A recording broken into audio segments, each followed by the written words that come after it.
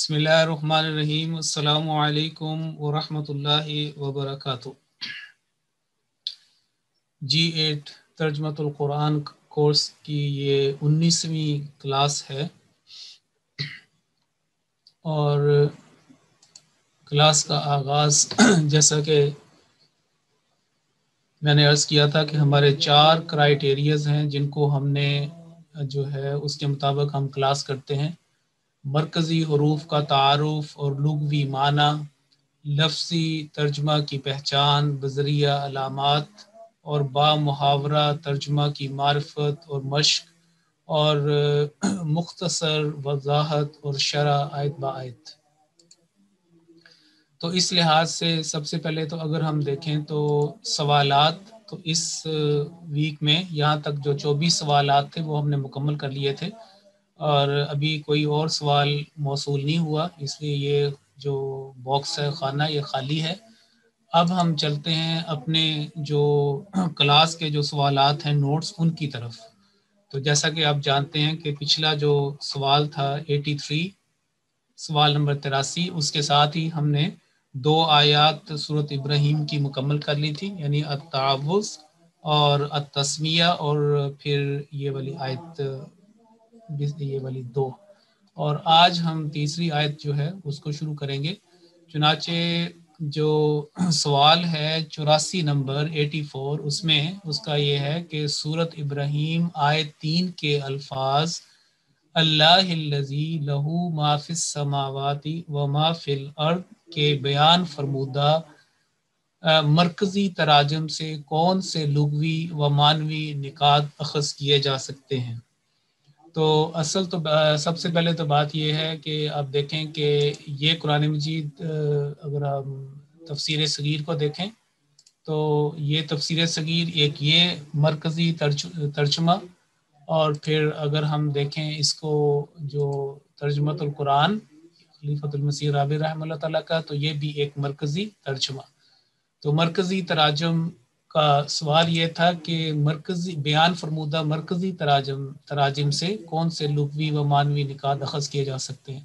اور یہ جو لفظ ہے اللہ الذی لہ ما فی السماوات و ما فی الارض، یہ اس آیت مبارکہ کا پہلا حصہ ہے۔ تو اس حساب سے اگر آپ دیکھیں کہ یہ والا پہلا حصہ ہم یہ کہیں گے کہ یہاں سے لے کر یہ دیکھیں یہ والا حصہ، اور یہاں، اور دوسرا حصہ جو ہے پھر یہ اس کے اندر آتا ہے، درمیان میں وقف مطلق یہ تا جو ہے، اور پھر یہ دوسرا حصہ شروع ہوتا ہے۔ تو اس کے ساتھ اب ہم دیکھتے ہیں کہ یہ کیا ترجمہ جو ہے یہ فرمایا گیا ہے۔ تو یہ بات یاد رکھیں کہ پہلا جو اردو میں یہاں پہ آپ کے سامنے نظر آ رہا ہے کہ یہ ترجمہ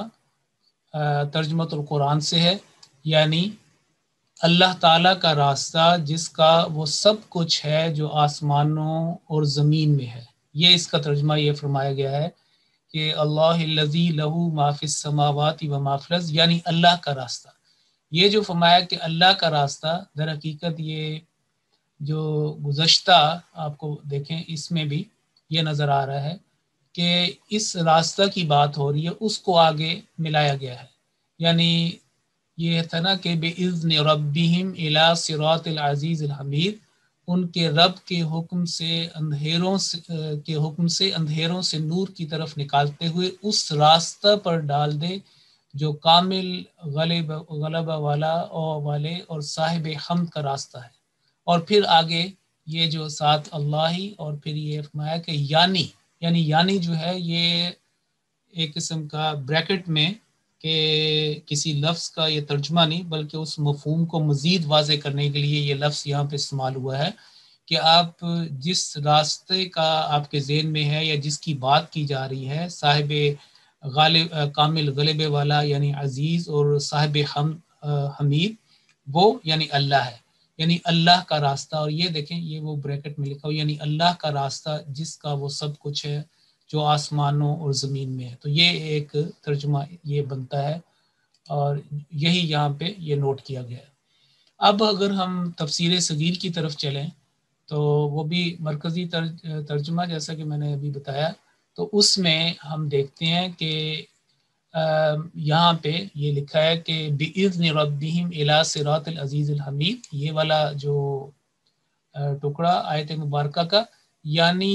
غالب اور تعریفوں والے، غالب جو ہے وہ عزیز کا ترجمہ کیا گیا ہے، اور تعریفوں والے الحمید کا۔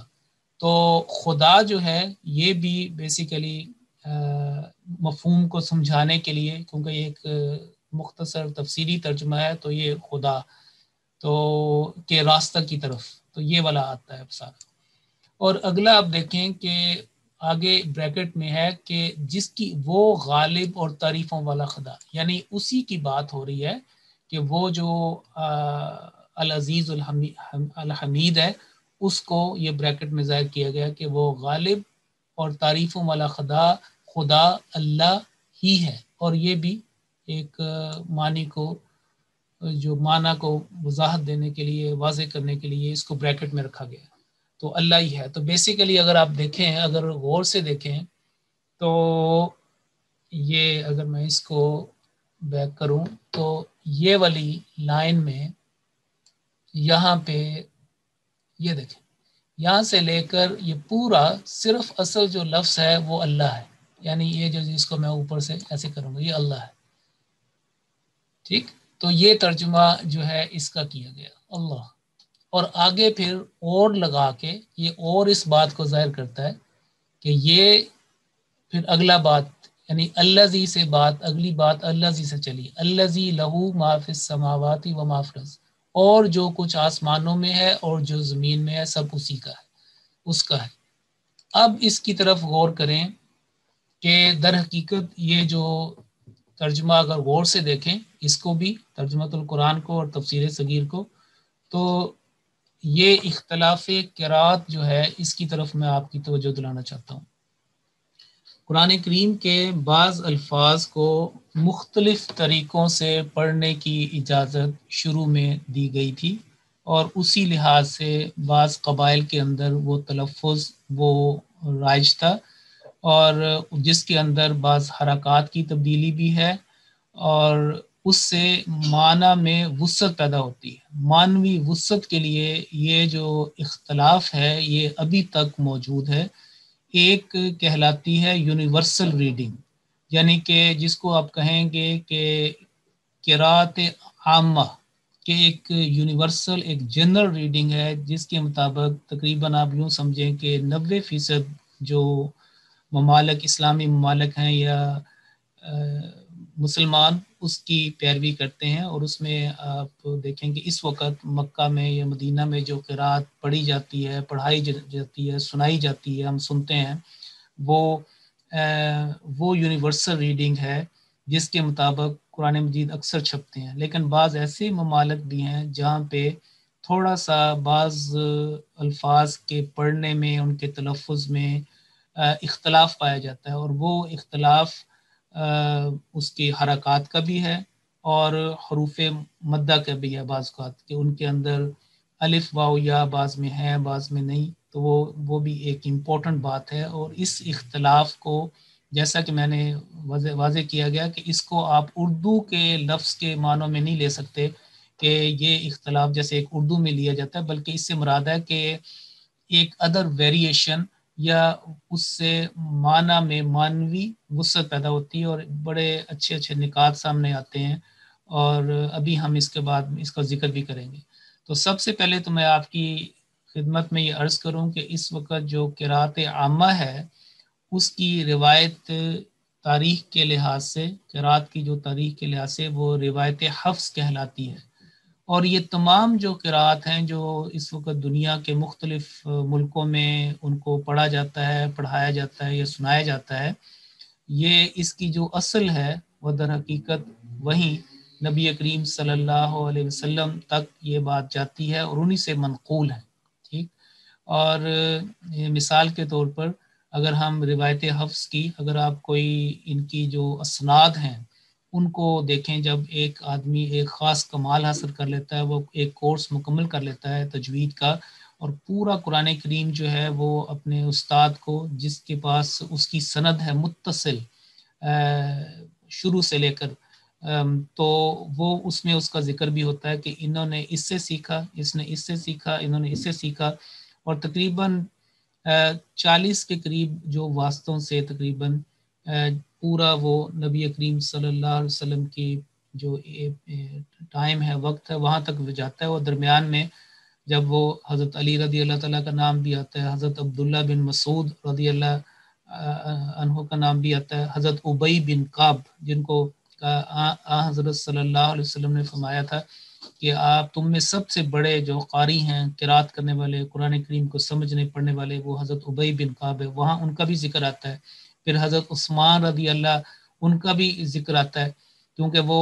انہوں نے تمام قرات کو مد نظر رکھ کے ایک مصحف، ایک رسم الخط کے اوپر تمام کو جمع کیا تھا قرآن کریم کو، اور ان کو خاص اس وقت نقطوں سے اور حرکات سے محفوظ رکھا گیا تھا، یعنی کہ خالی رکھا گیا تھا، تاکہ اس کے اندر جو ایک قرات کی وسعت ہے وہ بھی اس کے اندر سما سکے۔ مثال کے طور پر اگر آپ دیکھیں کہ سورۃ الفاتحہ جو ہے وہ ہم پڑھتے ہیں مالک یوم الدین، لیکن وہاں پہ روایتاً ہم الف وہاں پہ نہیں لکھتے، اگر آیت آتی ہے نا وہاں پہ اللہ قل اللہم مالک الملک تؤتی الملک، جو سورہ آل عمران کے اندر ایک مشہور دعا ہے جس میں آتا ہے کہ تعز من تشاء و تذل من تشاء، اس میں مالک الف کے ساتھ لکھا جاتا ہے، کیونکہ اس میں کوئی اس طرح کا قرات میں ویریشن نہیں ہے، کوئی اس طرح کی اختلافی جس کو کہتے ہیں پازیٹیو معنوں میں، مثبت معنوں میں ایسا نہیں، بلکہ اس کو ایسے ہی تمام نے پڑھا ہے، تمام قرآن نے اور ہر قبیلے نے اس کو ایسے پڑھا ہے۔ لیکن سورۃ الفاتحہ کے جو آیت ہے مالک یوم الدین، اس کو ٹیونیزیا یعنی تیونس والے، لیبیا میں اور مصر میں بعض قبائل، اسی طرح بعض الجیریا اور بعض جگہ پہ اس کو ملک یوم الدین بھی پڑھا جاتا ہے، اور وہ بھی ثابت ہے صحابہ سے اور وہ اس روایت سے۔ تو اس میں ایک معنوی وسعت ہے، یعنی جو ہم بات کرتے ہیں کہ یہ اختلاف قرات ہے، اس میں اس طرح کا فرق نہیں کہ جیسے ایک سفید اور ایک کالا، یعنی بالکل دو ایکسٹریم، یا یہاں پہ ایک حکم دیا جا رہا ہے اور اس کا الٹ جو ہے وہ کہیں ہو، تو اس طرح کا نہیں، بلکہ ان کے اندر ایک معنوی وسعت اس طرح ہے کہ اس کو اس طریقے سے بھی اگر پڑھیں تو اس میں معنی کے لحاظ سے یہ وسعت پیدا ہوتی ہے۔ اور جو فقہ والے ہیں، یعنی جو انڈرسٹینڈنگ یہ کرتے ہیں، تو جس کو عام طور پر اردو میں غلطی سے میں پہلے بھی بتایا تھا کہ فقہ کہہ دیتے ہیں، تو فقہ جو ہے اس میں بھی بڑی یہ بہت مددگار یہ بات ثابت ہوتی ہے۔ تو میں بات کر رہا تھا کہ مالک یوم الدین، اور اس کو لکھا کیسے جاتا ہے؟ میم لام کاف، اور جس نے پڑھنا ہے ملک یوم الدین، جیسے کہ میں نے مثال دی ہے، اگر آپ کوئی بھی یوٹیوب کے اوپر یوٹیوب میں کوئی ایسی قرات کریں کہ الجیرین ریسیٹیشن یا لیبین یا ٹیونیزین ریسیٹیشن، یا تو آپ کو وہاں پہ سورۃ الفاتحہ جو ہے ایک مثال ہے، اس سے آپ کو یہ بات سمجھ آ جائے گی۔ تو یہاں پہ بھی یہ میں بات بتانا چاہتا ہوں کہ یہ روایت حفص جو ہے، حفص بن سلیمان الاسدی الکوفی، ان کا تعلق کوفہ سے تھا، اور ان کی قرات جو ہے وہ سب سے زیادہ مشہور ہے، اور یہ اس کو پوری دنیا کے جو اکثر جو مدرسہ ہیں ان کے اندر یہ ان کو پڑھایا جاتا ہے، اور اس وقت جو مکہ مدینہ کے اندر بھی یہ قرات ہے، لیکن باقی بھی جو ہے وہ بھی ساتھ ساتھ ہے، اور وہ علمی لحاظ سے وہ قائم ہے، ان کو پڑھا جاتا ہے، اور علمی لحاظ سے ان کا بھی جاننا جو ہے وہ فائدہ مند ہے۔ تو یہ تو بات ہو رہی تھی روایت حفص کی۔ تو میں نے یہ یہاں پہ نوٹ کیا ہے کہ یہ جو قرآن مجید میں جیسے ہمارے قرآن مجید یہاں چھپتے ہیں، وہاں پہ اللہ الذی ہا کے نیچے کسرہ ہے، یہ تو ہے روایت حفص جو قرات عامہ ہے، یونیورسل ریڈنگ اس کے مطابق، ٹھیک۔ اور ایک روایت جو ہے وہ قالون بھی ہے، اور قالون بھی بڑی ایک مشہور ہے، یعنی کہ روایت حفص کے بعد جو دوسری بڑی ہمیں ملتی ہے، اور اس میں صرف 100 1000 لاکھ نہیں، لاکھوں لوگ جو ہیں جیسے وہ پڑھتے ہیں، جیسے میں نے آپ کو لیبیا کی مثال دی، اور اسی طرح دوسرے ممالک کی، تو اس کے اندر لاکھوں لوگ جو ہیں یہ اس لحاظ سے اس کو قرآن کریم، تو قرآن کریم کے اصل میں کوئی فرق نہیں ہوتا، بلکہ ایک مختلف انداز میں، جیسے اگر آپ، میں نے سورۃ الفاتحہ کی مثال دی تھی، اگر ہم کہیں کہ مالک یوم الدین، کہ مالک ہے تمام قسم کی ملکیت رکھنے والا، کامل اختیار رکھنے والا، یوم الدین جزا سزا کے دن کا، اور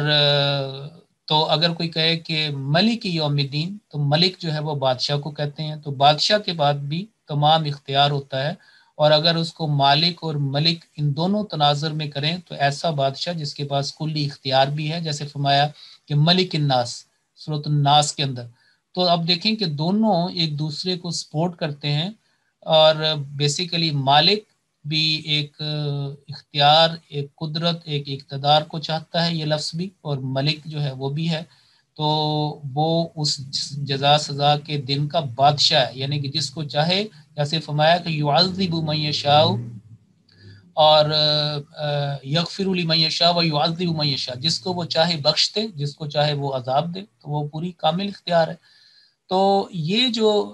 بات اس آیت نمبر 3 کے حوالے سے، یہ بات آپ کو بتانی تھی کہ روایت قالون میں اس لفظ کو اللہ پڑھا گیا ہے، یعنی اللہ ہی اور اللہ، جب ہم اس کو ترجمۃ القرآن جو اوپر ترجمہ کیا گیا ہے اس کے مطابق اگر دیکھیں تو یہ جو روایت حفص ہے، یہ بات ہمیں سمجھ آتی ہے کہ الی صراط العزیز الحمید اللہ الذی، اور اوپر دیکھیں کہ دال کے بعد آیت نمبر 2 مکمل ہوئی، اوپر لا ہے، تو لا کا مطلب یہ ہے، عام طور پر اس کو یہ سمجھا جاتا ہے کہ لا وقف علیہ، کہ اس کے اوپر کوئی وقف نہیں ہے، لیکن تحقیقی بات یہ ہے کہ اصل اس کا مطلب یہ ہے کہ یہاں سے ابتدا نہیں ہے، یعنی کہ بالکل شروع سے، بالکل یہاں سے آپ ابتدا جو ہے وہ مناسب نہیں، لا وقفہ علیہ وہ بھی بات ٹھیک ہے، لیکن زیادہ قرین قیاس یہ ہے کہ جہاں پہ بھی یہ لا لکھا ہو آیت کے درمیان میں یا آیت کے اوپر، جیسے آپ دیکھیں کہ آیت کے درمیان میں بعض اوقات لا آپ کو ملے گا، جیسے اگر ادھر سے کوئی مثال میں دوں، یہ دیکھیں جمیعاً، ٹھیک ہے، یہ ایک لا ہے، اسی طریقے سے اور اگر کوئی لا آئے تو یہ آپ یعنی کہ یہاں سے آپ یہاں پہ وقف تو کر سکتے ہیں، لیکن وقف کرنے کے بعد پھر آپ کو کچھ معنی کے لحاظ سے لوٹا کر پیچھے سے پڑھنا پڑے گا، اور پھر آپ ساتھ ملائیں، اور یہاں پہ سٹاپ کر کے پھر اگر آپ شروع ادھر سے کریں فَإِنَّ اللَّهَ لَغَنِيٌّ حَمِيدٌ، تو وہ بات کا جو تسلسل ہے وہ ختم ہو جائے گا، اور وہ بات اتنی واضح نہیں ہوگی، اور یہی بات یہاں پہ ہو کہ اگر آپ یہاں پہ سٹاپ کریں تو پھر آپ آگے پڑھ سکتے ہیں، لیکن اسی تسلسل میں، اور ہاں بات ہو رہی تھی لا وقف علیہ، ایک یہ سمجھا جاتا ہے، لیکن اصل تحقیقی بات یہ ہے کہ لا ابتدا علیہ، کہ اس جگہ پر یا اس جگہ پر ابتدا نہیں ہے، ابتدا بالکل جو آغاز ہوتا ہے کوئی، ویسے آپ دیکھیں کہ آپ ادھر سے ایک طرف سے قرآن کریم اگر فرض کریں گے قرآن الفجر کرنی ہے، صبح مارننگ ریسیٹیشن کرنی ہے، یا آپ قرآن مجید کھول لیں، التحفظ پڑھیں، تسمیہ پڑھیں، اور پھر آپ جو ہے نا یہاں سے شروع کر دیں، تو یہ جو اگر آپ نے اس کو اس طرح کیا کہ اللہ الذی لہ ما فی السماوات یا کوئی اور آیات، تو پھر چونکہ اس اللہ ہی، یہ جو ہا کسرہ کے ساتھ ہے، اس کا تعلق پچھلے الفاظ کے ساتھ ہے، تو پھر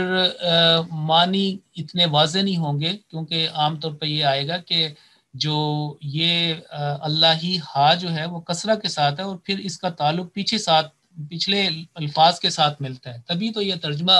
یہ دیکھیں یہ ترجمہ یہاں پہ فرمایا گیا ہے کہ یعنی اللہ کا راستہ، اس سے یہ پتہ چلتا ہے کہ یعنی یہ بتاتا ہے کہ اس سے پہلے یہ بات جو ہے یہاں پہ یہ ہو رہی ہے، اس کو ملا کے اگر ہم پڑھیں گے تو پھر ہم اس کو صحیح سمجھیں گے، پورا کتاب انزلنا، اگر ہم شروع سے کریں گے تو پھر اللہ ہی، جیسے اگر ہم شروع یہاں سے لا کو نظر انداز کریں اور یہاں سے کوٹ کریں اللہ الذی لہ، تو پھر یہ ترجمہ دیکھیں یعنی اللہ کا راستہ، اس لحاظ سے اس کا ترجمہ پھر وہ سمجھا جائے گا جو کہ یہاں پہ تفسیر صغیر میں فرمایا گیا ہے کہ وہ غالب اور تعریفوں والا خود اللہ ہی ہے، اور جو کچھ آسمانوں میں اور جو زمین میں ہے یہ پھر وہ بات اس کی ہو جائے گی. اور اس لحاظ سے پھر یہ جو روایت قالون ہے یہ پھر ہمیں اس کی بھی سمجھ آتی ہے کہ یہ اس کو کیسے بیان کیا گیا. تو یہ دیکھیں کہ یہ مدینہ سے جو مختلف روایات، ایک خاص جو ان کا پرنٹنگ پریس ہے اس میں تمام ان روایات کے ساتھ قرآن کریم بھی جو ہے پرنٹ کیے گئے ہیں. اور اس میں یہ بھی قرات ہے جیسے روایت قالون. اس میں آپ دیکھیں، یہ دیکھیں سب سے پہلے ایک تو یہ کہ تھوڑا سا اس کا سٹائل مختلف ہے. ہماری جو فتح کسرہ ضمہ جو ہمارے قرآن مجید میں یہاں پہ مثال کے طور پہ دیکھیں، یہاں پہ اور طرز کی سکون ہوتا ہے جیسے 8 کا نشان اردو میں. اور ضمہ کو نوٹ کریں، فتحہ کو نوٹ کریں تھوڑی سی ترچھی، کسرہ کو نوٹ کریں زیر کو تھوڑی سی ترچھی. لیکن یہاں پہ اب دیکھیں کہ فتحہ کو دیکھیں اور خاص طور پر جو ہے وہ ضمہ کو دیکھیں. بالکل تو بظاہر ایسے لگتا ہے کہ یہ تھوڑی سی زیادہ کھلی ہوئی جزم یا سکون کا نشان ہے، لیکن در حقیقت یہ ایک ضمہ ہے. الیک لتخرج الناس. اسی طریقے سے اور الی النور، یہ دیکھیں تو یہ لکھنے کا عرب میں جیسے اہل زبان کو ان کے لکھنے کا یہ ایک سٹائل ہے. تو اسی انداز میں ہم اس کو بھی دیکھیں گے. یہاں پہ یہ دیکھیں کہ الی صراط العزیز الحمید، یہاں پہ سٹاپ. اور وہاں پہ پھر اگر الف جو ہے، جس الف کو جو ہوتا ہے حمزۃ الوصل، ٹھیک، حمزۃ الوصل جس طریقے سے ہوتا ہے اس کے اوپر وہ چھوٹا سا ڈاٹ بھی لگایا گیا ہے کہ یہ جب شروع میں آئے گا تو اس کو پڑھا جائے گا. اگر آپ نے ملا کے پڑھنا ہے تو پھر یہ جو ہے وہ نہیں ہے. تو اس میں آپ دیکھیں انہوں نے لا بھی نہیں لگایا. اس کا مطلب ہے کہ یہ اس کو اس روایت میں یہاں پہ پورا سٹاپ کیجئے. آپ نے اس کو ساتھ نہیں ملانا، اس کو سٹاپ کیجئے اور وہاں پہ آپ کہیں گے اللہ الذی. تو الف کے اوپر جب شروع میں آئے گا الف لام تو الف فتحہ لے لے گا اور پھر یہ اللہ الذی. تو اللہ الذی نہیں پڑھا جائے گا بلکہ اس روایت میں اللہ الذی لہ ما فی السماوات و ما فی الارض. اور پھر آپ کو اس ترجمے کا پتہ چلے گا کہ یہ دیکھیں تفسیر صغیر میں دوسرے لمحانوں میں اس روایت کے کو مد نظر رکھ کے یہ ترجمہ جو ہے وہ زیادہ آپ کو سمجھ آئے گا. اگر آپ نے اللہ الذی کا کیا تو اللہ ہی کی جو کسرہ ہے وہ یہ ڈیمانڈ کر رہی ہے کہ اس کا تعلق پیچھے سے ہے. اور در حقیقت یہ بات ایسے ہوگی کہ جیسے اب قرآن مجید میں کہ اصل تھا کہ سرا الی صراط اللہ، اللہ کے راستے کی طرف. اور پھر اس کی یہ صفات ہیں، العزیز صفت اول ہے، الحمید صفت ثانی ہے. لیکن اس طریقے سے یہ بیان اللہ تعالیٰ نے جو یہ نازل فرمایا اس کو کہ پہلی جو صفات ہیں اس کا پہلے ذکر کر دیا. اور اللہ جو ہے جو در حقیقت اصل مقصود ہے جو جس کی یہ صفات ہیں اس سے یہ آیت مبارکہ شروع کی ہے. تو اگر تو آپ نے اکٹھا پڑھنا ہے تو ایسے پڑھا جائے گا اور اس کو اس طریقے سے سمجھا جا سکتا ہے. لیکن اگر آپ نے شروع سے پڑھنا ہے تو پھر جو ہے آپ بہتر ہے کہ اس کو شروع یعنی کہ آغاز سے لے کے آگے پڑھیں اور ایک بے شک یہاں پہ رک جائیں لیکن پھر ایک ہی سیشن میں آگے پڑھیں تاکہ اس کے جو اس کا صوتی اثر ہے یا نحو کے لحاظ سے گرامر کے لحاظ سے یہ بھی کوئی اس کو بھی اس کی معنی میں کوئی فرق نہ آئے. اور یہ بات جو وضاحت ہے ترتیل کے لحاظ سے بھی کہ صاف اور واضح پڑھو، یعنی صرف اس میں تلفظ نہیں ہے بلکہ اس میں فہم بھی، اس میں جو وہ بھی شامل ہے کہ اس کا جو بات ہے وہ بھی واضح ہو. کیونکہ اسی لیے تو وقف کرتے ہیں، تو ایسی جگہ وقف کرتے ہیں جہاں پہ معنی جو ہے وہ متاثر نہ ہو، معنی واضح ہوں. تو اس کا مطلب ہے کہ وقف کا بہت بڑا تعلق جو ہے وہ معنی کی وضاحت سے ہے کہ وہ بات لوگوں کو بات پیچھے جو ہے اس کو سمجھ آئے اور جہاں سے شروع کرنا ہے وہ بھی اس انداز سے ہو کہ جو معنی ہے وہ متاثر نہ ہو، اس کا جو سینس ہے جو اس کا منطوق ہے وہ کٹے نہیں. تو اب آپ دیکھیں کہ یہ جو میں نے آپ کو بتایا کہ روایت حفص اللہ ہی اور روایت قالون میں اللہ اور اس کو اس طریقے سے اگر آپ پڑھیں کہ دیکھیں بریکٹ میں وہ غالب اور تعریفوں والا خدا، یہ کہاں سے یہ بات آئی؟ وہی جو العزیز الحمید، اصل اللہ کا اللہ ترجمہ کیا گیا، ہی ہے پھر بریکٹ میں اور بات کو آگے بڑھانے کے لیے، یعنی اصل جو ترجمہ یہ ہے کہ جو کچھ آسمانوں میں ہے اور جو زمین میں ہے سب اسی کا ہے۔ یہاں سے فرمایا گیا الذی لہ ما فی السماوات و ما فی الارض، اور یہ اللہ کا ترجمہ یہ ہے، لیکن جو ترجمۃ القرآن ہے اس میں اس کو جو پچھلی آیت نمبر جو 2 ہے اس کے ساتھ ملا کے واضح کیا گیا ہے۔ تو اس طرح ایک معنوی وسعت بھی پیدا ہوتی ہے اس کے ساتھ، اور آپ کو اس سے بہتر سمجھ بھی آ سکتی ہے، کیونکہ یہ سوال پیدا ہو سکتا تھا کہ یہ ترجمہ جو ہے اس میں یعنی یہ کہاں سے آیا، اور یہ ساری پھر یہ ہے کہ اگر یہ تفسیری ترجمہ ہے تو یہ والا جو ہے اس کو کس انداز میں کیا گیا۔ تو یہی ہماری کلاس کا ایک مقصد تھا کہ ہمیں با محاورہ ترجمہ کی معرفت اور مشق ہو کہ ہم اس کے مطابق جو ہے ہم ڈائریکٹ جو ہے وہ ٹیکسٹ سے بھی قرآن کریم کو سمجھ سکیں، اور معنوی جو ہے وہ ہمیں ان چیزوں کا پتہ چلے۔ تو اس کے بعد ہم یہ دیکھتے ہیں کہ یہ کوئی ایسی بات نہیں، بلکہ شروع سے جو قدیم مفسرین ہیں وہ ان کے بارے میں، ان قرات کے بارے میں، اختلاف قرات یا جو ویریشن ان کے بارے میں بات کرتے آئے ہیں۔ ایک مثال جو ہے وہ تحقیقی لحاظ سے میں آپ کے سامنے رکھتا ہوں۔ یہ ایک تفسیر ہے مدارک التنزیل و حقائق التاویل۔ یہ ایک مفسر ہیں بہت ہی بڑے، اور 710 ہجری قمری، جیسے میں نے یہاں پہ لکھا ہوا متوفہ 710 ہجری قمری، جو عیسوی لحاظ سے 1310 عیسوی سال بنتا ہے، یعنی آپ یوں سمجھیں کہ 711 سال پہلے یہ وفات پا چکے ہیں، اور ان کا نام تھا عبداللہ بن احمد بن محمود النصفی۔ ان کی تفسیر ہے تفسیر النصفی، ٹھیک، اور یہ تھا ان کا مدارک التنزیل و حقائق التاویل، 3 جلدوں میں یہ چھپی ہے، اور اس میں انہوں نے اس اختلاف کو ظاہر کیا ہے، اس کو بتایا، کہا، اس میں لکھا ہے، اور یہ میں 700 سال پہلے کی بات کر رہا ہوں کہ یہ روایت شروع سے چلی آ رہی ہے۔ اس میں وہ لکھتے ہیں کہ مدنی شامی قراء نے، یعنی مدینہ کے جو رہنے والے قراء ہیں، جو شام میں رہنے والے قراء قرآن کریم کے ہیں، انہوں نے اس لفظ کو رفعن دمہ کے ساتھ پڑھا ہے، یعنی اللہ کو ہا کو دمہ کے ساتھ پڑھا ہے، اس لحاظ سے ہوا محذوف سمجھا جائے گا۔ تو وہ یہ کہتے ہیں کہ اگر انہوں نے اس کو اللہ پڑھا ہے شروع سے، جیسے مثال کے طور پر الی صراط العزیز الحمید، انہوں نے یہاں پہ سٹاپ کیا تو پڑھا ہے اللہ الذی لہ ما فی السماوات و ما فی الارض، تو بریکٹ میں اس سے پہلے ہوا محذوف سمجھا جائے گا، اور پھر اس کا ایسے ہوگا کہ جیسے هو اللہ، کہ وہی اللہ ہے، الذی لہ ما فی السماوات و ما فی الارض، وہی اللہ ہے کہ اور جس کے لیے آسمانوں اور زمین میں جو کچھ ہے وہ اسی کے لیے ہے، تو وہی اللہ ہے۔ اللہ ہوا یعنی اس کو کلیئر کرتا ہے،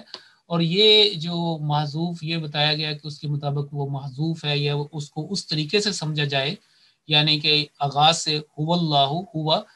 قرآن کریم کی دوسری جو آیات ہیں وہ بھی اس لحاظ سے یا اس موقف کی تائید کرتی ہیں، کیونکہ کوئی بھی بات اس کے لیے قرآن کریم ہی ہے سب سے بڑا معیار، کہ قرآن کریم نے اس انداز میں اس کو بیان کیا ہے یا کوئی ہے۔ تو ایک مثال جو ہے وہ آپ سمجھ لیں، بڑی مشہور ہے، اور آپ کو یقیناً آپ کو وہ یاد بھی ہوگا، لیکن چلیں میں آپ کو ادھر بھی بتا دیتا ہوں کہ دیکھیں، ہم چلتے ہیں سورۃ الحشر میں، اور یہ دیکھیں یہاں پہ یہی بات بیان ہوئی ہے، هو اللہ الذی لا الہ، وہی اللہ ہے جس کے سوا کوئی معبود نہیں۔ پھر یہ دیکھیں هو اللہ الذی لا الہ الا، وہی پیٹرن ہے، یہاں پہ ہوا جو ہے وہ ظاہر ہے، تو لیکن وہی انداز ہے۔ پھر یہ دیکھیں اگین تیسری مثال، هو اللہ الخالق الباری، وہی اللہ ہے، پھر بریکٹ میں آ جائے گا کہ جو الخالق بھی ہے اور الباری، یہ ساری وہ چیزیں۔ تو اس انداز سے اگر آپ اس کو سمجھیں کہ جنہوں نے مدینہ کے اور شامی قراء، اور اب میں نے جیسے بعض ممالک کی مثالیں دی، اور فرض کریں کہ یہ جو اب جن کے پاس ہے، لیبیا والوں کے ساتھ پاس، یا دوسرے جو 3-4 اور بڑے ممالک میں نے بتائیں، وہ اس کو ایسے ہی پڑھیں گے جیسے ہے، اور اس لحاظ سے وہ ہوا جو ہے وہ انڈرسٹوڈ ہے. اور جنہوں نے وہ لکھتے ہیں یہی جو تفسیر نصری والے، یہ جو بزرگ ہیں عبداللہ بن احمد بن محمود، یہ لکھتے ہیں کہ اللہ ہی، یہ ہا کو کسرہ کے ساتھ مکی یعنی مکہ والے جو اس وقت تک ان کو معلومات یا جو روایت چلی آ رہی تھی یا جو پریکٹس تھی، اور کوفی قرآن ہے. آپ کو پتہ ہے کہ ایک وقت میں حضرت عثمان رضی اللہ تعالیٰ عنہ کی شہادت کے بعد حضرت علی نے مناسب سمجھا کہ یہ جو دارالخلافہ ہے اس کو وہ کوفہ میں لے جائیں، اور ان کے ساتھ ہی پھر بہت سارے قراء بھی آگے تھے اور بہت سارے علماء بھی ساتھ آگے تھے. ظاہر ہے جنہوں خلیفہ وقت نے جہاں پہ جانا تھا تو وہ سارے آہستہ آہستہ وہاں پہ پھر وہ جمع ہو گئے، اور کوفہ پھر علم و ادب کا، قرآنی علوم کا مرکز بن گیا، اور بڑے بڑے پھر فقہاء اور قراء اور قرآن کریم کی خدمت کرنے والے، حدیث کی خدمت کرنے والے وہاں سے پیدا ہوئے. تو وہ یہ کہہ رہے ہیں کہ مکی اور کوفی قراء نے اس لفظ کو جر یعنی کسرہ کے ساتھ پڑھا ہے. اس لحاظ سے صراط العزیز الحمید کا یہ جو اللہ ہی، یہ والا جو اللہ ہے، عطف ربط سمجھا جائے گا، یعنی اس سے تعلق اس کا جڑ جائے گا جنہوں نے اس کو کسرہ کے ساتھ پڑھا ہے. اور جیسا کہ میں نے آپ کو بتایا کہ اکثریت کا اس وقت اسی پہ تعامل ہے، اور قرآن مجید جو ہے اس کے مطابق ہوتے ہیں. لیکن باقی جو میں نے 10% یا اگر میں نے کہا کہ 90%، تو 10% بھی وہ بھی اسی روایت کا ہے، اور یعنی کہ مانوی وسعت کے لحاظ سے یا علمی جس کو آپ کہتے ہیں اختلاف، تو وہ بھی میں نے آپ کو بتا دیا. اب آپ کو ان تراجم جو مرکزی تراجم ہے اس کی معرفت بھی آپ کو پتہ چل جائے گی، اور آپ کے ذہن میں اگر آپ غور سے ترجمہ پڑھتے ہیں تو آپ کے ذہن میں ممکنہ اگر کوئی سوال اگر تھا یا ہوتا تو اس کا بھی جواب آپ کو اب اس وقت جو ہے وہ مل گیا ہوگا. تو انشاءاللہ کسی اور وقت جو قرات کا جو اختلاف ہے علمی طور پر جو یہ بات مختلف ہے، اس کے بارے میں بھی کوئی لیکچر جو ہے وہ آپ کو دے دیا جائے گا جب کبھی مزید بات ہوئی یا کوئی اس طرح کا اور آیا. کیونکہ یہ پہلی دفعہ ایسا ہوا تو پھر میں نے کہا آپ کو یہ بھی بتا دیا جائے. جیسے مالک یوم الدین اور ملک یوم الدین دونوں ٹھیک ہیں، اور لیکن زیادہ جو ہے وہ پریکٹس اس کی بھی ہے. تو انشاءاللہ اس کے اوپر مزید بات کرے گی. یہ میں آپ کو ایک اور بھی بتاؤں کہ یہ جو قرات مختلف اختلافی ہیں ان کے بارے میں یہ دیکھیں، یہ بھی ایک ایسا انہوں نے مصحف بنایا ہے جس میں ان تمام اختلافات جہاں جہاں پہ اس طرح کی علمی چیزیں ان کو ایک جگہ جمع کر دیا. اور میں نے یہ آپ کے لیے دیکھیں لکھا ہے، اس میں وہ یہ انہوں نے کہا ہے کہ 1 اور 2 یعنی وہ تو بسم اللہ کو نہیں نہ کرتے یہ جو عام لوگ ہیں، تو اس لحاظ سے پھر یہ دیکھیں کہ الحمید اللہ انہوں نے ساتھ ملا دیا ہے، اور اس کو وہ فوکس کر رہے ہیں جو یہاں پہ یہ دیکھیں حمیدی، اور یہ ہے یعنی یہ یہاں پہ یہ روایت حفص ہے جو عام طور پر جو مصحف چھپتے ہیں وہ اکثریت اس کے مطابق ہیں. یہاں پہ ہاں دیکھیں کہ کسرہ کے ساتھ. اب وہ یہ کہتے ہیں کہ نافع و ابو جعفر و ابن عامر انہوں نے اس کو ہا کو مطلقاً اس کو دمہ کے ساتھ پڑھا ہے. یہ جو ان کو بڑے بتائے ہیں کہ یہ وہ تھے نا جو شامی اور مدینہ کے، اور یہ روایت میں 3 کا بڑے کا نام دیا ہے کہ یہ جو روایت نافع، ابو جعفر، ابن عامر. والباقون بقصرها، باقی جو ہیں جس میں حفص بھی ہیں اور دوسرے انہوں نے اس کو اس طریقے سے پڑھا. یہ جو قالون ہے نا یہ بھی انہی کے شاگرد ہیں. یہ جو میں نے اوپر کہا تھا نا کہ یہ جو بات ہوئی تھی اوپر، یہ بھی ان کے آگے شاگرد ہیں، انہوں نے بات آگے اس کو لے کے گئے. تو یہ تھا جس سے آپ کو یہ انہوں نے ساتھ اختلاف بھی دیا. ابھی اچھا یہ دیکھیں پچھلی کلاس میں یہ بات ہوئی تھی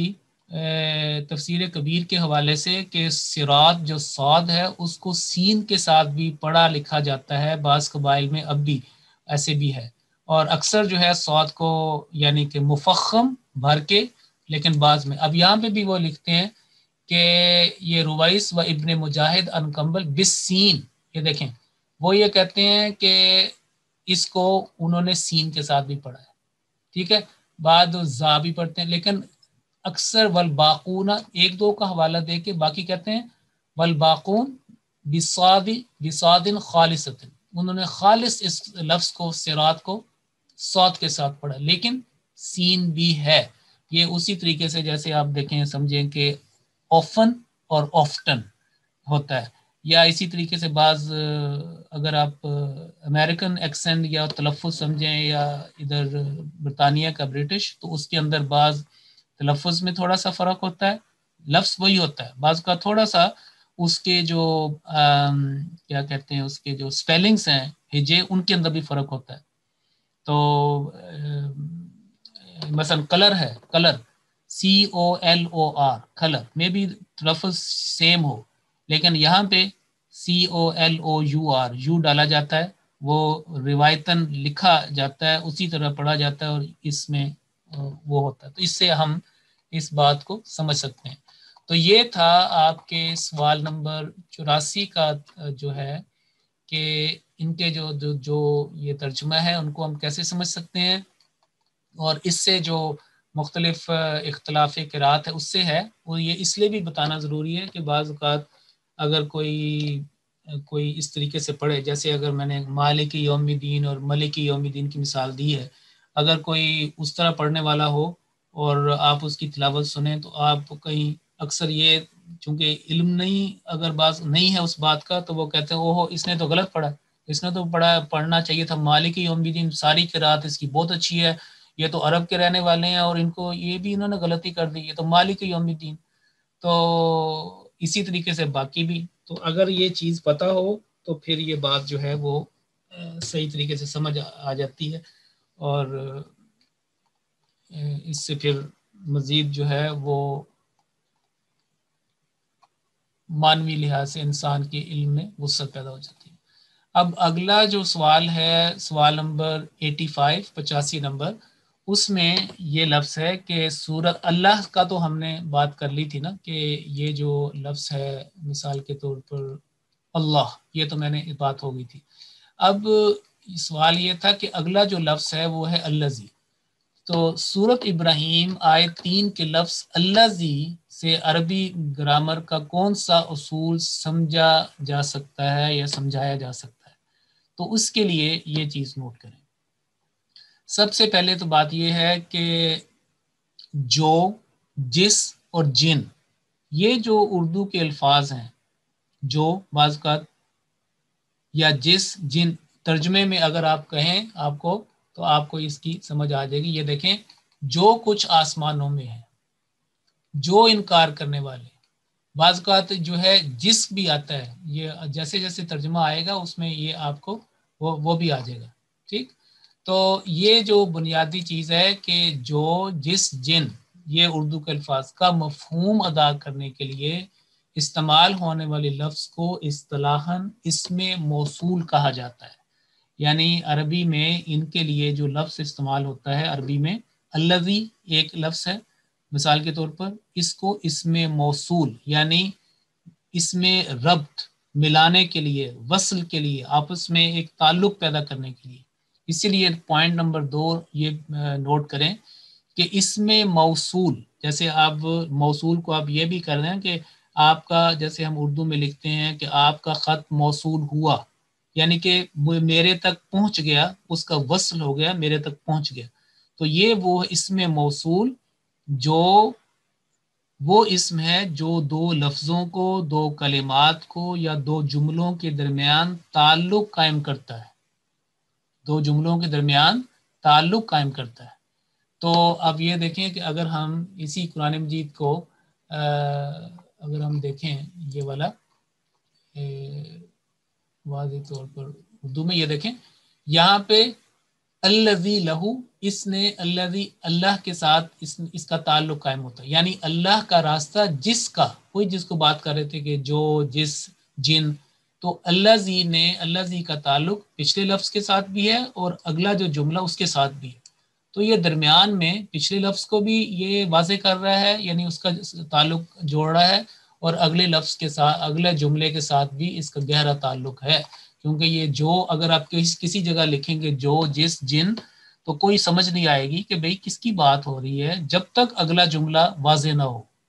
جیسے آپ دیکھیں کہ اگر کوئی کہے کہ اللہ, جیسے پہلی وحی کو اگر آپ دیکھیں تو پہلی وحی میں اللہ تعالیٰ نے یہ لفظ استعمال کیا ہے, ایک مثال دیتا ہوں کہ الذی خلق، اب الذی خلق، الذی خلقہ تو یہ ہے کہ جس نے پیدا کیا، لیکن پہلا یہ ڈیمانڈ کرتا ہے، یہ بتاتا ہے کہ اس کو واضح کرنے کے لیے پچھلا جو ہے اس کو سمجھنا، پڑھنا، سننا ضروری ہے کہ اقرأ بسم ربک الذی، بسم ربک الذی خلق، اور اس کے آگے الذی یعنی کہ پہلی وحی میں 2 مرتبہ استعمال ہوا ہے، اس میں موصول جو ہے 2 مرتبہ، جیسے الذی خلق اور دوسرا الذی علم بالقلم، وہ رب کی بات ہو رہی ہے کہ اس نے یہ کیا، اس نے یہ کیا، اور وہ آتا ہے کہ وہی ہستی ہے رب یعنی اللہ تعالیٰ، الذی علم بالقلم، جس نے قلم کے ذریعے سے سکھایا، انسان کو علم سکھایا۔ تو یہ تھا کہ یہ وہ اسم ہے جو 2 لفظوں، 2 کلمات یا 2 جملوں کے درمیان تعلق قائم کرتا ہے۔ اگلا پوائنٹ یہ ہے کہ صرف اس لفظ یعنی اسم موصول کو استعمال کرنے سے مفہوم اور بات واضح نہیں ہوتی، اس لیے اس کے بعد ایک دوسرا جملہ استعمال کیا جاتا ہے تاکہ بات اور مقصد واضح ہو جائے۔ جیسے ابھی میں نے آپ کو بتایا کہ اگر ہم اتنا ہی کر دیں کہ اقرا بسم ربک الذی اور بات یہاں پہ ہو تو آگے نہیں ہوگا کہ الذی جس نے، کیا پھر آگے کیا ہے، جس نے پیدا کیا یا جس نے کلام کیا یا جس نے جو ہے وہ انعام کیا، ہاں جی، کیا اس کے آگے آئے گا؟ تو یہ بات وہ ہوتا ہے کہ اس کے بعد پھر کوئی جملہ لے کے آتے ہیں، تو اسی لیے یہ پوائنٹ نوٹ کریں کہ اس کے بعد دوسرا جملہ استعمال کیا جاتا ہے، اور اس میں موصول کے بعد آنے والے جملے کو، اگلے الفاظ کو، پورے جملے بامعنی جملے کو اصطلاحاً صلہ کہا جاتا ہے۔ تو اگر یہ الذی اس میں موصول ہے تو اس کے بعد جو آنے والا جملہ جس نے اس بات کو مزید واضح کیا، اگر ہم قرآن مجید کو اس لحاظ سے دیکھیں، جیسے مثال کو الذی یہاں پہ هو اللہ الذی، ٹھیک، تو الذی کا تعلق پچھلے لفظ کے ساتھ بھی ہے، یہ درمیان میں اس میں موصول، یہ دیکھیں، اور لا الہ الا ہو یہ اس کا صلہ ہے، یعنی اس نے اس بات کو مزید واضح کیا، یہ جو اس کی یہ چیز ہے، یہ اس نے اس کے ساتھ اس کا تعلق ہے، اور اس نے اس بات کو واضح کیا کہ وہی اللہ ہے جس کے سوا کوئی معبود نہیں، یا وہی ہے، وہ اللہ ہے جس کے ایسا وہ خدا یعنی وہ ہستی کہ کوئی معبود نہیں مگر وہی اللہ ہو، یعنی کہ ایک لحاظ سے ڈبل تاکید جو ہے وہ ہے، اور اسی طریقے سے باقی جو ہے مثالیں بھی آ جائیں گی۔ اچھا جی، اس کے بعد اگلا بات ہے کہ اب ہم دیکھتے ہیں کہ اسماء موصولہ یعنی اسم، میں نے کہا تھا نا کہ اسم موصول، تو اسم کی جمع اسماء ہم نے پہلے پڑھ چکے ہیں، اور موصول جو ہے اس کا جو اگر موصول مذکر ہے کیونکہ اسم، تو اس کی جو مؤنث ہے وہ موصولہ ہوگی، جیسے مومن سے مومنہ، مسلم سے مسلمہ، اور اسی طریقے سے بہت ساری مثالیں قرآن کریم میں۔ تو یہ اسماء موصولہ، اس کے ساتھ جو ہے یہ جو صفت جو اس کی ہے کہ کون سی، وہ یہ ساتھ مؤنث آئی، انشاءاللہ اس کو سمجھیں گے فیوچر میں، جیسے قرآن مجید میں کوئی مثال آتی ہے یہ آپ کو بتائیں گے۔ یہاں پہ نقطہ یہ سمجھنے والا تھا کہ 3 ہیں اسماء موصولہ جو قرآن کریم میں استعمال ہوئے ہیں، ما بھی آیا ہے جو کے معنوں میں، جیسے کہ آپ دیکھیں کہ اسی آیت مبارکہ میں، یعنی کہ ابھی ہم جو یہ پڑھ رہے تھے سورۃ ابراہیم کا، یہ دیکھیں اس میں یہ ہے نا کہ جو کچھ ما فی السماوات، یہ دیکھیں ما بھی آیا، تو الذی بھی ہے، ما بھی ہے، ما فی الارض، کہ جو کچھ آسمانوں میں اور جو زمین میں سب اسی کا ہے، اس لحاظ سے بھی اس کو ہم سمجھ سکتے ہیں۔ اور اگر ہم اس کو اس طریقے سے دیکھیں تو یہ دیکھیں جس کا وہ سب کچھ ہے جو آسمانوں اور زمین میں ہے، ٹھیک، تو یہ بھی ہم، تو 3 ہے، ما بھی ہے، من بھی ہے، اور الذی، من کی مثال کہاں پہ ہے، وَمِنَ النَّاسِ مَن يَقُولُ آمَنَّا، تو انشاءاللہ جب ان کی باری آئے گی تو اس کو مزید کھولیں گے۔ اس وقت آپ یہ سمجھیں کہ 3 قرآن کریم میں اس طرح استعمال ہوئے ہیں، ما، من اور الذی، تینوں کا ترجمہ جو ہے جو کیا جاتا ہے، لیکن یہ پوائنٹ زیادہ امپورٹنٹ سمجھنے والا کہ ما یہ ہر جگہ پہ ایسے ہی رہے گا، اس میں کوئی تبدیلی نہیں ہوگی، یہ فکسڈ ہے، من یہ فکسڈ ہے، اس میں کوئی تبدیلی نہیں ہونی، یعنی واحد تثنیہ جمع جس مرضی حالت میں اس کے بعد والی چیز آئے اس نے ایسے رہنا ہے. ما من یہ نہیں ہو سکتا، میں چینجز نہیں ہے.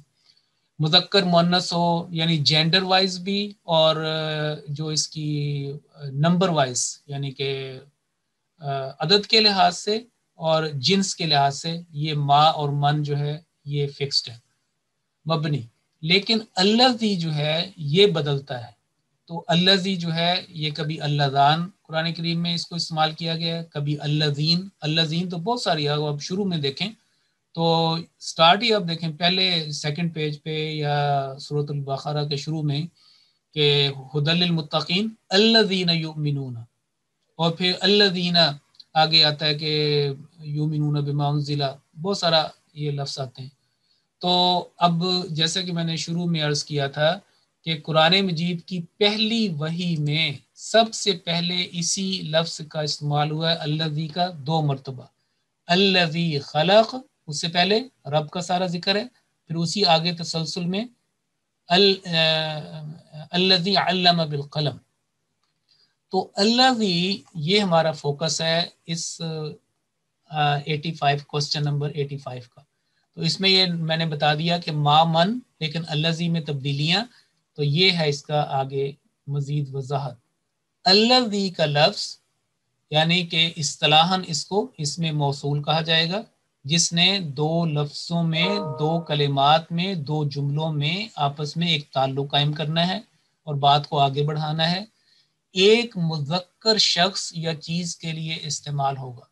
ضروری نہیں کہ وہ ایک انسانی شخص انسان ہو. الذی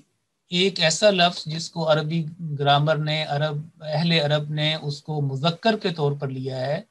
کیونکہ یہ اس لحاظ سے بڑی سینسٹیو ہے زبان کہ اس میں مذکر اور مؤنث کا تصور پایا جاتا ہے اور عدد کا بھی گہرا تصور ہے. 1 کے لیے بھی ہے، 2 کے لیے بھی ہے اور 3+ کے لیے بھی ہے. تو یہاں پہ یہ پوائنٹ ہے کہ الذی کا لفظ اس میں موصول ایک مذکر شخص، وہ انسانی شخص ہو یا کوئی دوسری چیز ہو، عاقل ہو یا غیر عاقل، اس لحاظ سے بھی اب سمجھ، عقل والا یا غیر عقل والا، عام کوئی بھی جس کو اس نے میسکولن جینڈر کے طور پر لیا ہے عربی گرامر میں، وہ استعمال ہوگا. جبکہ اللاتی کا لفظ دیکھیں الذی یعنی کہ جیسے اب کہتے ہیں کہ والد والدہ اور میاں بیوی یا بیٹا بیٹی، یعنی کہ ایک تصور ہے. تو آپ اس کو اس لحاظ سے بھی دیکھیں کہ الذی یہ جو ہے مذکر کے لیے، اور اللاتی کا لفظ اس میں موصول یعنی یہ والا ایک مؤنث شخص یعنی کہ شخصیت یا چیز کے لیے استعمال ہوگا. شخص سے یہاں پہ مراد یعنی کہ عورت کو لے لیں. نوٹ، بہت امپورٹنٹ بات جو ہے یہاں پہ یہ ہے، اس میں موصول بھی معرفہ ہوتا ہے، یعنی یہ بھی ایک خاص جو ہے نا، جیسے ہمارے دوسرے لفظ سے مثال کے طور پر ہم کہیں کہ الاسلام یا الکتاب، یا اگر ہم کہیں کہ محمد صلی اللہ علیہ وسلم یا موسیٰ علیہ السلام، جتنے بھی خاص اسماء معرفہ ہیں الف لام کے ساتھ بنائے گئے ہوئے، جیسے کتاب ان کو الکتاب یا دین ان کو الدین، یا خاص نام جو ہوتے ہیں اسماء معرفہ، یہ جو اس میں موصول ہے یعنی کہ جب یہ آتا ہے الذی اور یہ الذین، یہ اس کو بھی اس طریقے سے ڈیل کیا جائے گا کہ یہ بھی معرفہ ہوتے ہیں. تو ان کی آگے مزید وضاحت انشاءاللہ میں آپ کو بتاؤں گا، لیکن ایک وقت اس میں ایک نقطہ آپ اس وقت میں نے لکھ دیا ہے چھوٹا سا، مزید جو ہے وہ ہم کھولیں گے. اگلا پوائنٹ یہ ہے کہ مذکر یا مؤنث یا عدد کے مطابق ان میں تبدیلی ہوگی. یعنی کہ یہ دیکھیں الذی 1 کے لیے، اللذان 2 کے لیے اور الذین 3 کے لیے. تو دیکھیں اگر وہی ہوا نا کہ مذکر اگر ہے تو الذی، اگر مؤنث ہے تو اللاتی، اور پھر اگر 2 ہے تو دوسرا لفظ آئے گا، اگر 3+ ہے تو تیسرا لفظ آئے گا. تو انشاءاللہ اس کو ہم مزید پڑھیں گے. ان میں تبدیلی ہوگی، ایک مثال میں نے آپ کو یہ دے دی ہے، اور اس کی مطابقت بعد والے جملہ میں ہوتی ہے. یہ بھی بہت امپورٹنٹ ہے کہ یہ جو الذی ہے اس کی مطابقت، اس کی جو کمپیٹیبلٹی ہے، اس کی جو ایگریمنٹ ہے وہ بعد والے جملے میں آپ کو نظر آئے گی. اسی لیے آپ دیکھیں کہ ہم جب پہلی وحی میں اللہ تعالیٰ کا ایک کا ذکر تھا، ظاہر ہے وہ واحد لا شریک اللہ، تو رب یعنی اقرا بسم ربک الذی، الذی خلق، الذی خلق اس جس نے پیدا کیا، اور علم علم ایک کے لیے.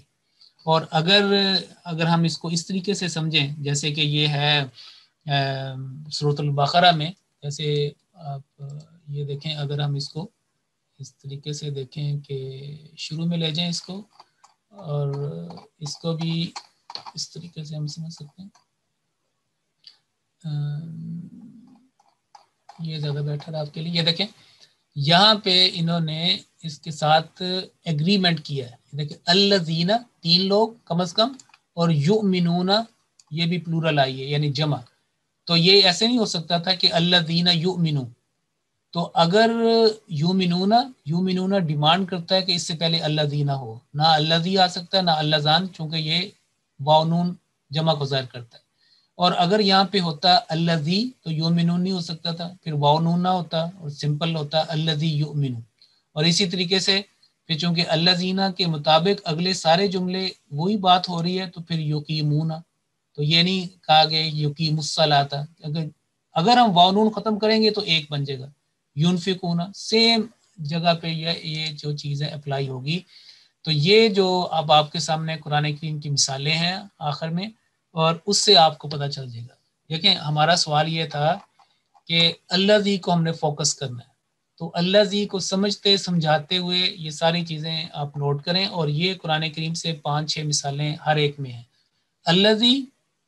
ایک مرد شخص کے لیے، مذکر شخص یا لفظ کے لیے. التی ایک مؤنث شخصیت، عاقل یا غیر عاقل، اس کے لیے یہ لفظ استعمال ہوتا ہے. الذی کے بالمقابل التی. یہ دیکھیں اب سب سے پہلے ہم جو قرآن مجید میں پہلی مثال آئی ہے وہ کہاں پہ آئی ہے کہ 17 ورسز بھی سورۃ البقرہ کی آگے نکل جائیں، اور یہ مثلہم کمثل الذی، پہلی مرتبہ الذی کی مثال جو ہے وہ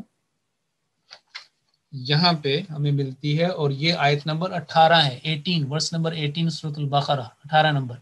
مثلہم جن کی وہ بات پیچھے کی جا رہی ہے ان منافقین کی، ان کی مثال کا مثلی اس مثال کی طرح ہے الذی استوقد نارا. بڑا آپ کو ترجمہ خوب آتا ہوگا کہ ان لوگوں کی مثال یعنی جن کی بات ہو رہی ہے وہی منافقین. وَمِنَ النَّاسِ مَن يَقُولُ آمَنَّا بِاللَّهِ، وہ جو سارے دھوکہ دینے کی کوشش کرنے والے، اور زیادہ 17 ورسز میں انہی کا ذکر ہے. ان کی مثال ایک ایسے شخص کی طرح الذی استوقد نارا کہ جس نے ایک آگ چلائی. ٹھیک. اس کے بعد اب اس کے بالمقابل ایک اور دیکھیں کہ یہ والی ہے، اور یہ بھی یہاں پہ آیت نمبر 25 سے ہے، یعنی شروع میں دیکھا تھا سب سے پہلی مثال قرآن کریم میں آئی ہے الذی کی. اگر یہ ورس نمبر 18 میں، آیت نمبر 18 میں، اور یہاں پہ آیت نمبر جو ہے وہ 25 میں، تو یہاں پہ فاتقوا النار التی وقودها الناس والحجارہ. پس وہ ساری بات ہو رہی ہے پس تم اس آگ سے ڈرو. اس سے مراد ہے کہ وہ خاص الف لام لگا کے ایک خاص بتائی گئی ہے، نار یعنی جہنم کی آگ. اب یہاں پہ یہ سوال پیدا ہوتا ہے کہ ابھی ہمیں یہ بتایا گیا تھا کہ التی جو ہے وہ مؤنث کے لیے آتا ہے، تو یہ بات بالکل واضح کر دیتی ہے کہ عربی گرامر النار کو مؤنث لفظ کے طور پر لیتی ہے. یعنی اس کو گو کہ اس پہ کوئی تانیث کا نشان نہیں ہے. عام طور پر تائے مربوطہ ہوتی ہے، جیسے آپ کہتے ہیں کہ مومنون مومنتن، مسلمون مسلمتن، تائے مربوطہ جو یا تائے مدورہ وہ ہوتی ہے. لیکن النار جو ہے یہ اہل عرب کے نزدیک مؤنث ہے،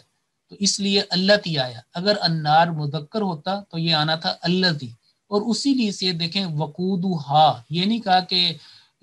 وقودہ، کیونکہ النار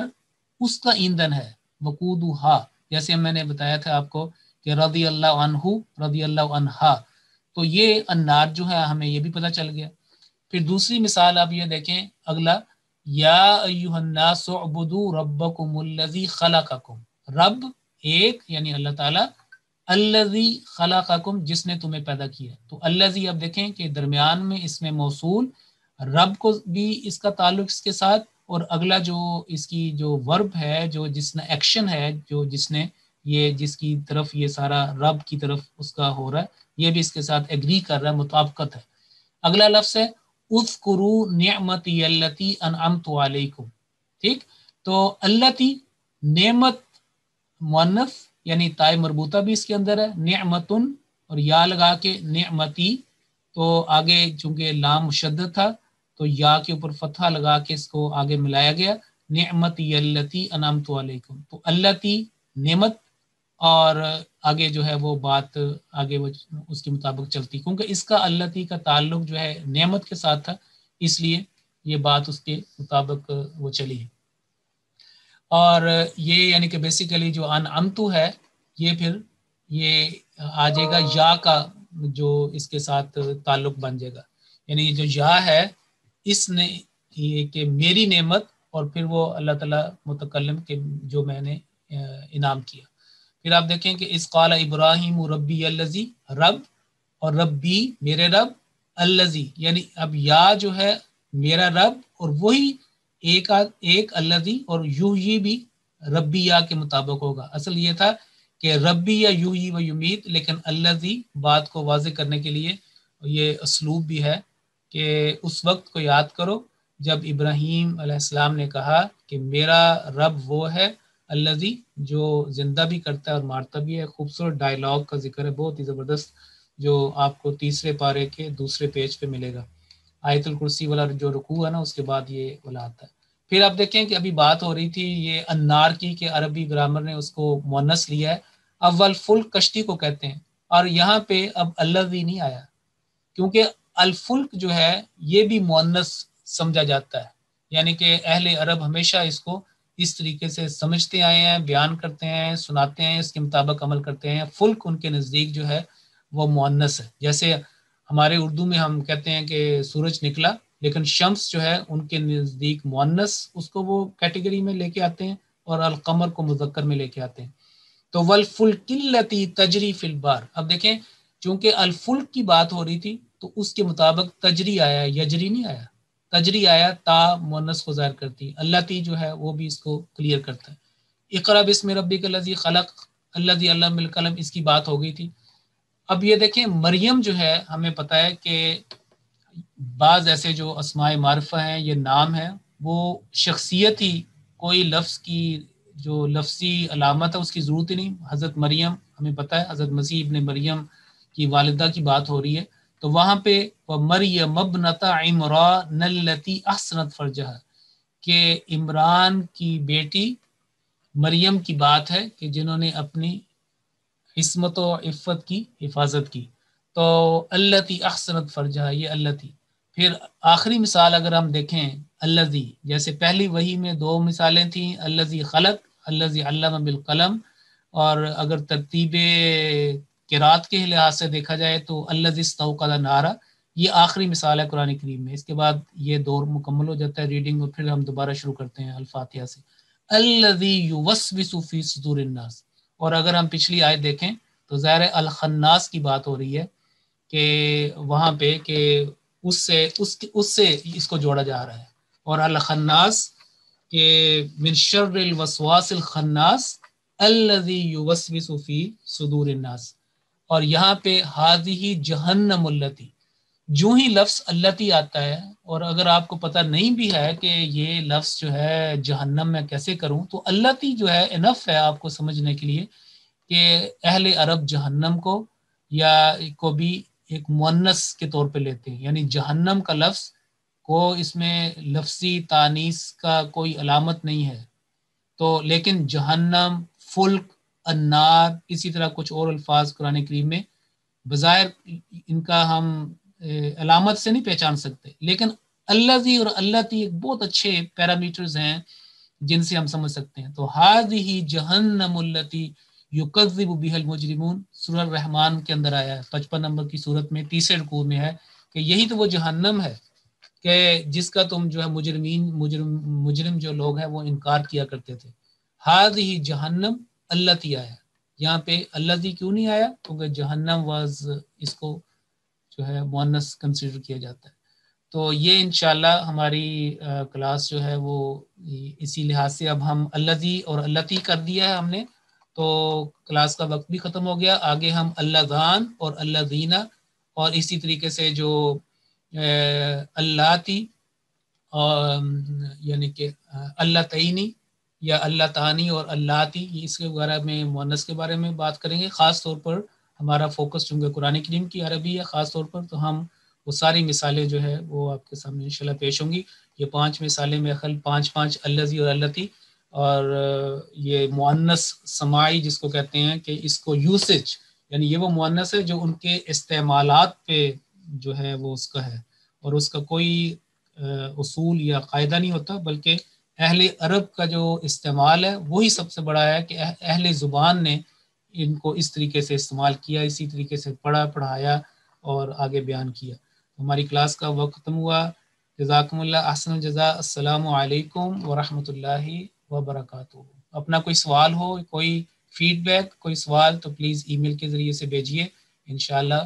پھر آپ کے سوالات کا جواب بھی ہوا، کیونکہ سوال نمبر 25 اگر کوئی جینون ہے تو یہ آپ کا انتظار کر رہا ہے. السلام علیکم ورحمۃ اللہ.